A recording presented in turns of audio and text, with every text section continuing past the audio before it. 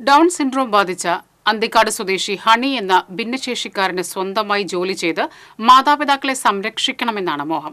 ഇതിനായി വീടിന് മുൻവശത്ത് തുടങ്ങിയ കടയിൽ ഓണക്കച്ചവടം പൊടിപൊടിച്ചപ്പോൾ കയ്യിലെത്തിയത് 8,000 രൂപ.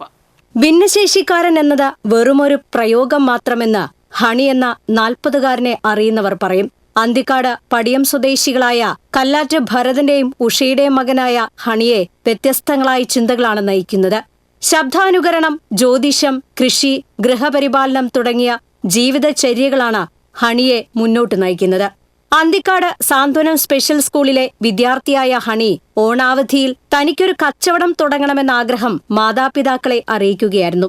ഹണിയുടെ എല്ലാ കാര്യത്തിനും കൂടെ നിൽക്കുന്ന മാതാപിതാക്കളായ ഭരതനും ഉഷയും വീടിന്റെ ഉമ്മറത്ത് പലചരക്കും അനുബന്ധ സാമഗ്രികളുമായി ഒരു മിനി സ്റ്റോർ ഒരുക്കി നൽകി. ഹോം ഷോപ്പിൽ നമ്മൾ തുടങ്ങുകയാണ്.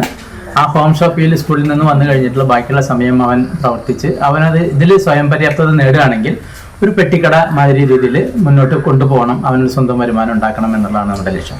ഓണാവധി കഴിയുന്നതുവരെ മുഴുവൻ സമയവും പഠനം ആരംഭിച്ചാൽ സ്കൂൾ കഴിഞ്ഞുള്ള സമയവും ഹണി കച്ചവടക്കാരനാകും. പൂരാട ദിനത്തിലാണ് ഹണിയുടെ കച്ചവടം ആരംഭിച്ചത്. ആദ്യ ദിനം തന്നെ 8,000-ൽ പരം രൂപയുടെ കച്ചവടം നടന്നു. ഉത്രാട ദിനത്തിലും കച്ചവടം പൊടിപൊടിച്ചു. വീടിന് തൊട്ടു മുമ്പിൽ ഒരു പെട്ടിക്കട തുടങ്ങി കച്ചവടം അവിടേക്ക് മാറ്റാനാണ് ഹണിയുടെ അടുത്ത ലക്ഷ്യം.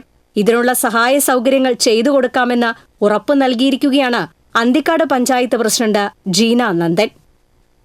TCV news, Thrissur.